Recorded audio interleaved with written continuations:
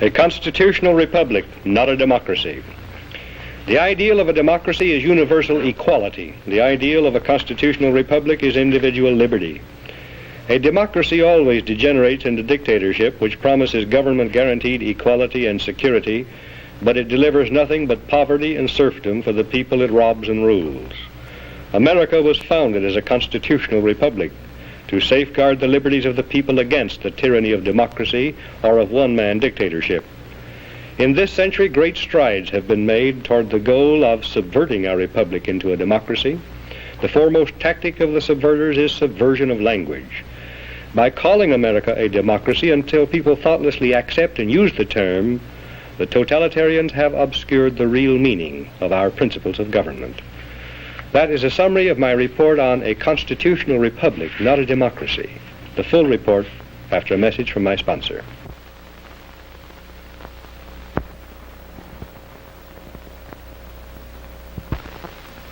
A democracy is a political system in which the people periodically, by majority vote at the polls, select their rulers. The rulers then have absolute power to make whatever laws they please by majority vote among themselves. In a constitutional republic, the people also, by majority vote at the polls, select rulers who make laws by majority vote among themselves. But the rulers cannot make any laws they please because the Constitution severely restricts their lawmaking power. The ideal of a democracy is universal equality. The ideal of a constitutional republic is individual liberty. In this century, great strides have been made toward the goal of subverting our republic and transforming it into a democracy. The foremost tactic of the subverters is subversion of language. By calling America a democracy until people thoughtlessly accept and use the term, totalitarians have obscured the real meaning of American principles of government.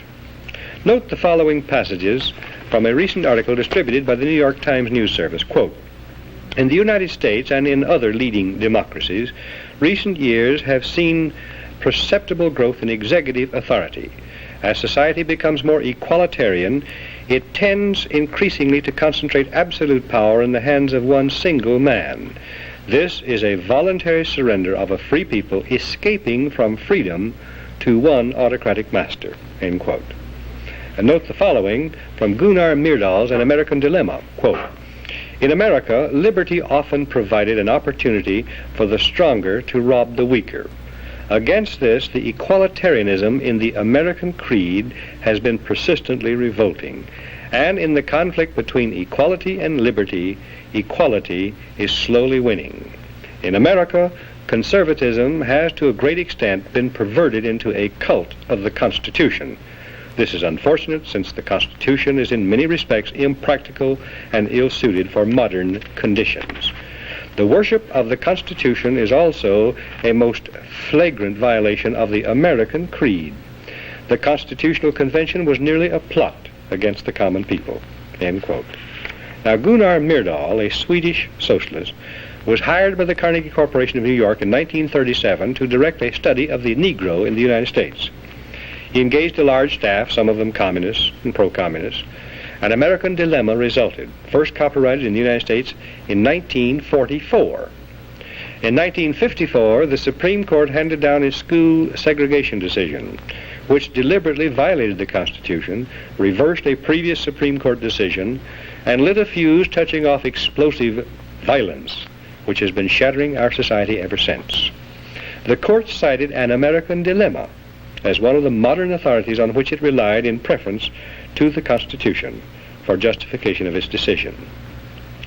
An American Dilemma, written by a Swedish socialist, provided a basic rationale for the conversion of our free republic into an equalitarian democracy. Myrdal contends that the American Declaration of Independence, 1776, proclaimed the ideal of an equalitarian democracy because it contains the phrase, "all men are created equal." 11 years later, the Constitution created not a democracy founded on the ideal of equality, but a republic founded on the ideal of liberty. This is why Myrdal says the Constitutional Convention was nearly a plot against the common people. But he and those who parrot his ideas are either ignorant or dishonest. The Constitution was ordained specifically to safeguard the principles of liberty proclaimed by the Declaration of Independence. The Declaration's phrase, all men are created equal, means that men are equal before the law and before the Creator, regardless of their inequality in human society. The Declaration says that men are endowed with unalienable rights, and that the purpose of government is to secure these rights. The unalienable rights of man enumerated in the Declaration of Independence do not include equality, but they do include liberty, along with life and pursuit of happiness. Equality of all men in the eyes of God and before the law is a condition essential to freedom, but no other kind of equality is possible. Government efforts to achieve material equality will produce crushing tyranny, but will not make people equal. The writers of the Constitution were anxious to safeguard liberty against dictatorship, monarchy they called it, but their chief anxiety was to protect the country against democracy. Edmund Randolph, delegate to the Constitutional Convention from Virginia, said the general object of the convention was to provide a cure for the follies and fury of democracy. Elbridge Gerry and Roger Sherman, delegates from Massachusetts and Connecticut, urged the Constitutional Convention to create a system to eliminate the evils that flow from the excess of democracy. Alexander Hamilton, delegate from New York, said, "We are now forming a Republican government. Real liberty is not found in democracy. If we incline too much to democracy, we shall soon shoot into a monarchy." John Adams, one of the giants of the American Revolutionary period, said, "Democracy will envy all, contend with all, endeavor to pull down all. And when by chance it happens to get the upper hand for a short time, democracy will be revengeful, bloody, and cruel." Speaking of pure democracy, in which the people by majority vote act as their own lawmakers, instead of electing representatives to make laws, James Madison said, "Such democracies have ever been incompatible with personal security or the rights of property. A republic promises the cure for which we are seeking." Madison, known as the father of the Constitution, knew and said that enlightened men will not always be at the helm of government to serve as proper guardians of the public weal. He knew that unlimited political power cannot safely be entrusted to the nation's elected representatives, to use as a majority of them see fit, because, he said, a majority of a group of men is far more likely to be tyrannical than one man is. In a democracy, if a majority should develop hatred for all blue-eyed babies and order them eliminated, the babies could be legally executed, because whatever a majority wants at any given moment is supreme law of the land in a democracy.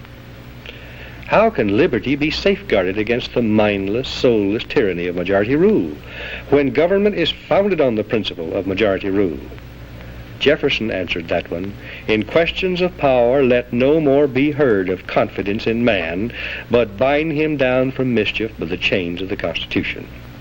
In short, America was founded not as a democracy, but as a constitutional republic. We pledge allegiance to the republic for which our flag stands, not to a democracy. The Constitution requires a republican form of government for all states, but does not mention democracy, and neither does the Declaration of Independence or the Bill of Rights.